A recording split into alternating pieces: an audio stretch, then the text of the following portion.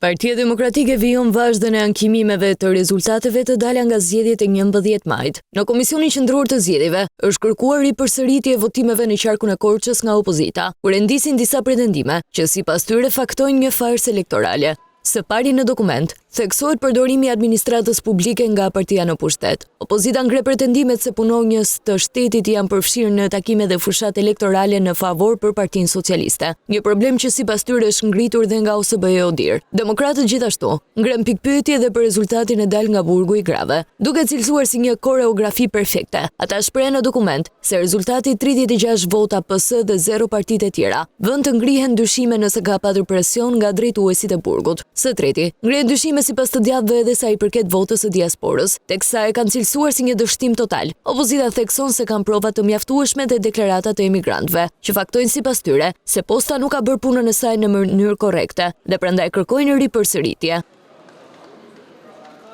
Korça është qarku i tretë i ankimuar në KQZ, ndërsa më herët, Partia Demokratike ka deklaruar se do të kërkojnë përsëritje të procesit të votimeve në të 12 qarqet.